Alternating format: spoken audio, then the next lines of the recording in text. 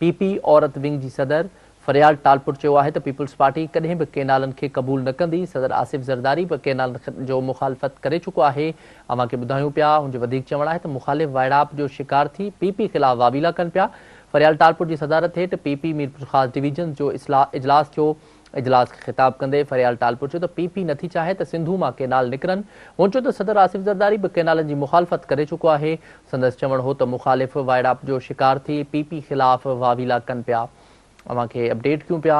PP औरत wing जी सदर फरियाल टालपुर चयो आहे त पीपल्स पार्टी कॾहिं बि केनालनि खे क़बूल न कंदी। सदर आसिफ ज़रदारी बि केनालनि जी मुखालफ़त करे चुको आहे।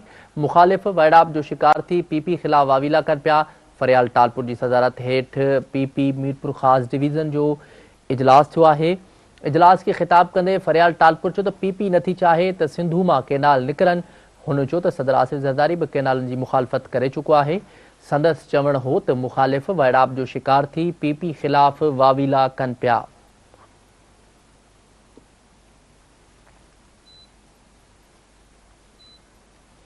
अव्हां खे ॿुधायूं पिया, पीपी औरत विंग जी सदर फरियाल टालपुर चयो आहे त पीपल्स पार्टी कॾहिं बि केनालनि खे क़बूल न कंदी।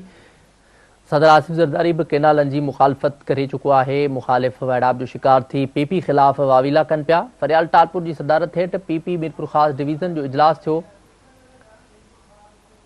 इजलास खे ख़िताब कंदे फरियाल टालपुर चयो त पीपी नथी चाहे त सिंधु मां केनाल निकिरनि। हुन चयो त सदर आसिफ ज़रदारी बि केनालनि जी मुखालफ़त करे चुको आहे।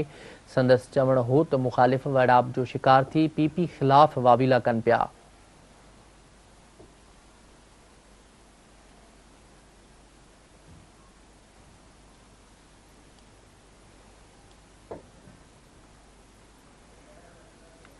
अव्हां खे ॿुधायूं पिया, पीपी औरत विंग जी सदर फरियाल टालपुर चयो आहे त पीपल्स पार्टी कॾहिं बि केनालनि खे क़बूल न कंदी। सदर आसिफ ज़रदारी बि केनालनि जी मुखालफ़त करे चुको आहे। मुख़ालिफ़ वाइड़ाप जो शिकार थी पीपी ख़िलाफ़ वावीला कनि पिया।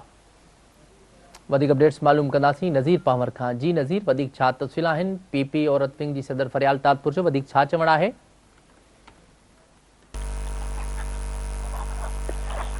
जी नज़ीर पावर, वधीक छा तफ़सील आहिनि?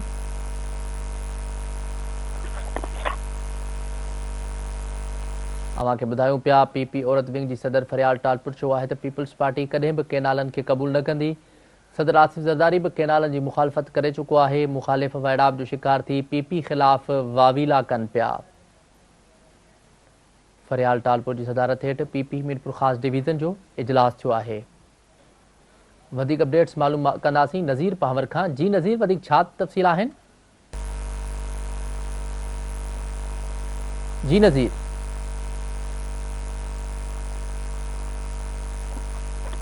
जी नज़ीर, वधीक छा तफ़सील आहिनि? नाज़रीन, राब्तो असांजो मुनक़िता थी वियो आहे।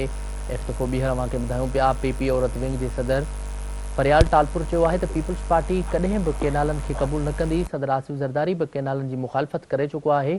मुख़ालिफ़ वाइड़ाप जो शिकार थी पीपी ख़िलाफ़ वावीला कनि पिया।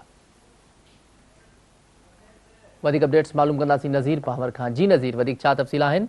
ख़ास में पीपी लेडीज़ विंग जी अॻुवाण जेको फरियाल टालपुर जी सरबराही में टालपुर हाउस ते हिकु अहम इजलास थियो, जंहिंमें पीपी मिपुका डिवीज़न सां लाॻापियल MNA पीराप यानी पार्टी जे जेको उहिदेदारनि ऐं वॾे अंग में जेका शिरकत कई। इजलास में जेको आहे MNA पीर आफ्ताब हुसैन शाह जिलानी ऐं हुन खां अलावा सूबाई वज़ीर सैयद ज़ुल्फ़िकार अली शाह, सूबाई वज़ीर Mir Tariq Talpur, MP Hariram Kishorilal, MP खैरुनिसा Mughal, MP नूरमन Bhurgri ऐं उमरकोट थरपारकर ज़िले सां तालुक़ रखंदड़ MNA महेश मलानी, MNA अमीर अली शाह, MNA फ़कीर MP फ़कीर शेरवन बिलालानी, सूबाई वज़ीर जेको दोस्तमुंद रामू, MP अरबाब लुत्फ़ुल्लाह विरजी कोहली, कृष्णा कोहली, MP जेको सोहेल अनवर ख़्याल ऐं नौमान शेख सुगुफ्ता जमानी ऐं पीपी जेको मिपुखा ज़िले जा अॻुवाणनि में इसाक नारेजो, शाहनवाज़ मुगल ऐं ॿियनि शिरकत कई। उन मौक़े ते पीपी पारां जेको पाकिस्तान खपे जे 63 केनालनि ऐं दहशतगर्दी ख़िलाफ़ जेको हैदराबाद में रिथियल जलसे बाबति जेको वीचारियो वियो, जॾहिं त पहिरीं मई ते मिपुखास में पिणु जलसे जो ऐलान कयो वियो। उन मौक़े ते ॻाल्हाईंदे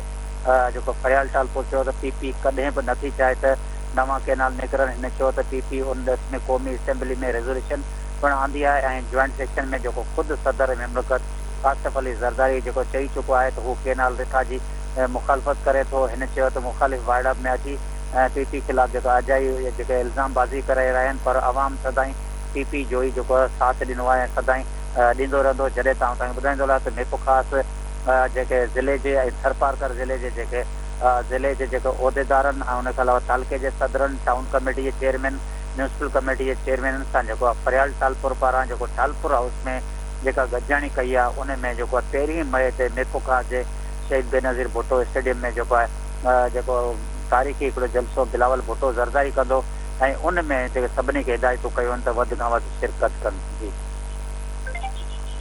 ठीक है, वॾी महिरबानी नज़ीर पामर तफ़सील ॾियण जे लाइ।